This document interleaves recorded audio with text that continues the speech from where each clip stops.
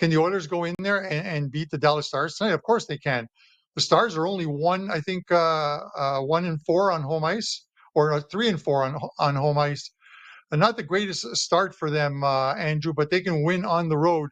It's going to be a big one. I think if you're going to take a team to win game one, I think you have to look at the road teams. And I stayed away from that yesterday. I made obviously the mistake of not going with the Florida Panthers. They found a way of shutting down the New York Rangers, and you can chop up that game any way you want. It was an even game, and Florida just shut them down. And I think the Oilers, if you look at the last couple of games, and this is something we talked about yesterday with the Edmonton Oilers when we previewed this one, is the Oilers are gonna get theirs. They're gonna score.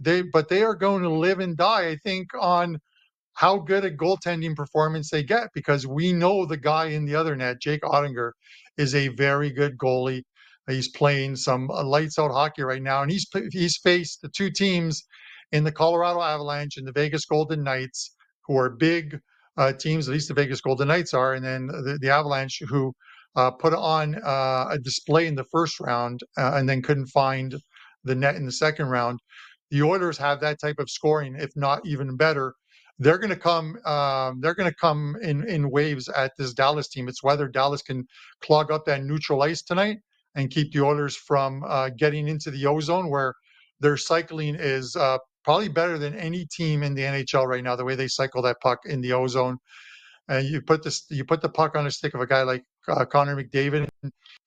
When you're summing up the way Connor McDavid is playing in this, don't look at his goals and assists. Look at what he is doing to set guys up. And sometimes it is just the assists he's getting. I think everyone looks at Connor McDavid and says, well, he doesn't have 8 goals. He doesn't have 10 goals. He doesn't have 12 goals. Well, you want to know why? Because Zach Hyman has them.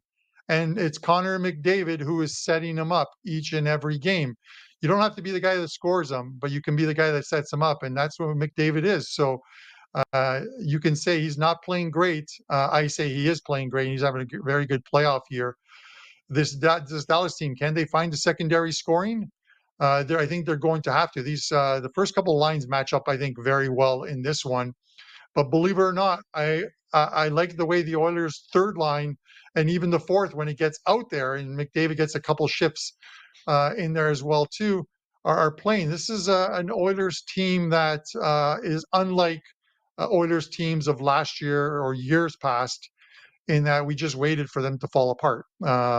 And they normally did. And it was normally goaltending that did it. If Stuart Skinner can replicate anything like he did in games 6 and 7 of that Vancouver series, then I think the Oilers win this series. And I think the Oilers get out to a good start tonight. I'm going to look for that first period Edmonton Oiler one again, Andrew, because I look at it and I keep saying, if you like a team to win, they've got to get out to a good start. You can't play from behind in this league. And you look at the Florida Panthers yesterday, just to go back on that one, when they scored the first goal, I think they said there were something like 14-2 their last 16 games, 7-1 on the road.